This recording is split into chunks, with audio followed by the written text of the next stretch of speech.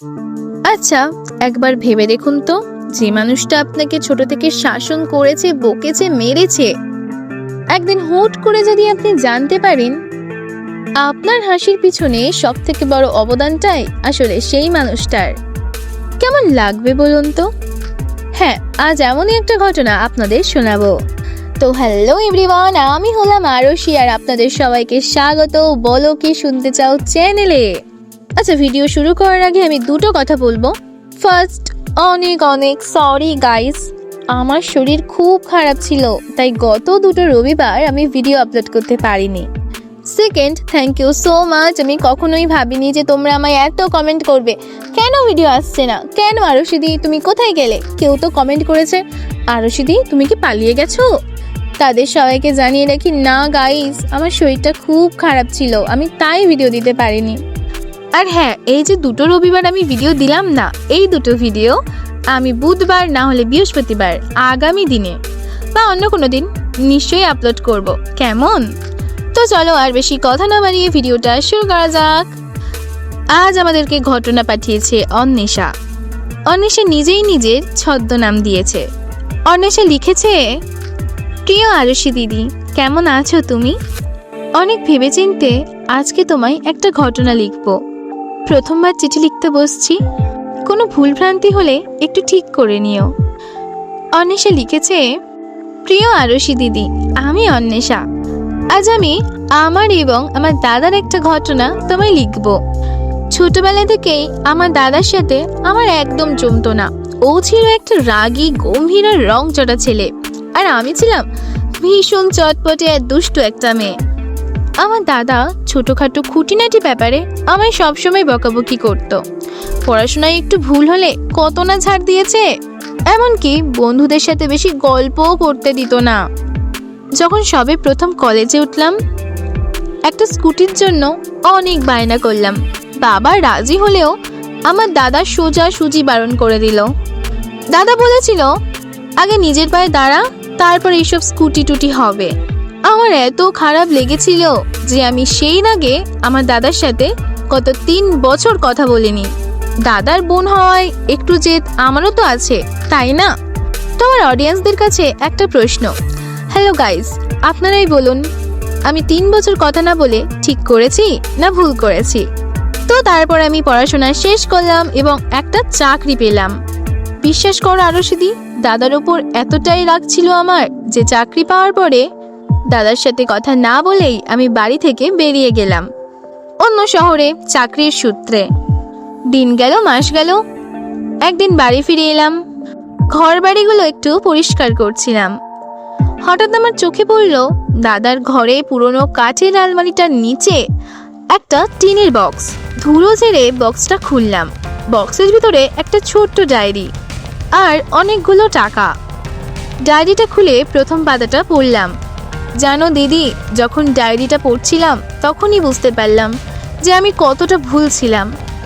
ডায়েরির প্রথম পাতায় লেখা, আমার ছোট্ট বোন অনুটা কিছুই বোঝে না। অনু, তুই জানিস এখন তোকে স্কুটি কেন দিলাম না? এখন রাস্তাঘাটে কত অ্যাক্সিডেন্ট হয়, তোকে আমি হারাতে পারবো না।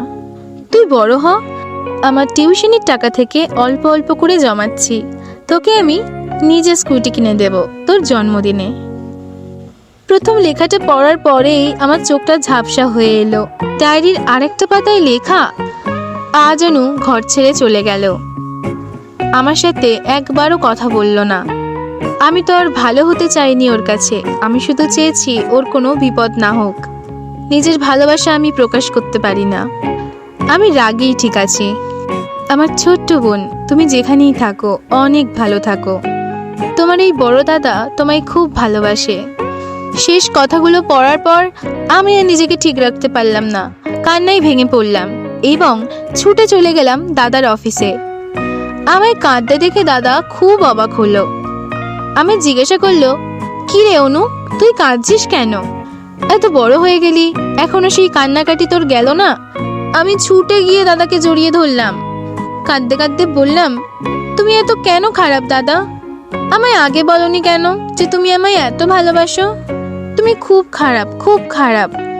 গত 10 বছর পর নিজের দাদাকে জড়িয়ে ধরে কাঁদছিলাম। আমার দাদা আস্তে করে বলে উঠল, তুই তো বলিস আমি খুব রাগী, হয়তো রাগী মানুষদের ভালোবাসা এভাবেই প্রকাশ পায়। তারা বলতে পারে না তারা কতটা ভালোবাসে। একটা কথা বলি বোন, শোন, হাজারবার ভালোবাসি বললেই কি সে ভালোবাসে? ভালোবাসা বুঝে নিতে হয়। কি করব বলতো, আমি তো এরকমই। তুই ঠিকই বলেছিস, আমি খুব খারাপ। তাই তো গত 3 বছর তুই আমার সাথে কথা বলিসনি, আমায় রাখিও পরাসনি, আর ভাইফটাও দিসনি। আমার ঘর থেকে এই বাক্সগুলো পেয়েছিস? কটা বাক্স পেয়েছিস? আমি বললাম, এই তো এই একটা বক্স। দাদা বলল, যাক, 3 বছরে তোর জন্য রাখি আর ভাইফোঁটার কয়েকটা গিফট রেখেছিলাম। যাকগে, সেগুলো নিসনি যখন ভালোই হয়েছে, আমারই টাকা বাঁচলো। আমি খুব রেগে গেলাম আর দাদার চুল ধরে টানতে শুরু করলাম। আমার এত সাহস যে আমি আমার দাদার চুল টানছি। জানো আরো সিধি, আগে আমি আমার দাদার সাথে উঁচু গলায় কথা তো দূরে থাক, চোখের দিকে তাকিয়ে কথা বলতে পারতাম না। যাই হোক, আমার ঘটনাটা এখানেই শেষ করছি। জানি খুব ছোট একটা ঘটনা, কিন্তু তোমাকে পাঠালাম তোমার দর্শক বন্ধুরা শুনুক এবং তাদের জীবনেও এমন রাগী মানুষ আছে কিনা তোমায় কমেন্টে জানাক। খুব ভালো থেকো দিদি, এবং এই ছোট্ট বোনটাকে মনে রেখো। বাহ, খুবই সুন্দর এই ঘটনাটা, তো আমার খুব ভালো লাগলো। অন্বেষা, তুমি আমায় দিদি বলছো, তুমি আমার থেকে কত বড় তুমি জানো? যাই হোক, তোমার দাদার সাথে তুমি অনেক অনেক ভালো থেকো। তোমার ঘটনা আমার খুব ভালো লেগেছে। তাহলে বন্ধুরা, আপনারাই বলুন আপনাদের কেমন লাগলো আজকের ঘটনা, আর আপনাদের জীবনেও কি এমন রাগী মানুষ আছে? থাকলে সেটা কমেন্টে জানান। আজকের ভিডিও এইটুখানি, দেখা হচ্ছে পরের রবিবার। ততক্ষণ সবাই সুস্থ থেকো এবং অনেক ভালো থেকো। আর প্রতি রবিবার ঠিক সন্ধ্যে 7টার সময় চলে আসে আমাদের ভিডিও, সেটা দেখার জন্য চ্যানেলটাকে সাবস্ক্রাইব করো। ভিডিও ভালো লাগলে লাইক কমেন্ট শেয়ার অবশ্যই করো। সবাই অনেক ভালো থেকো। আজকে এখানেই শেষ করছি আমাদের ঘটনা।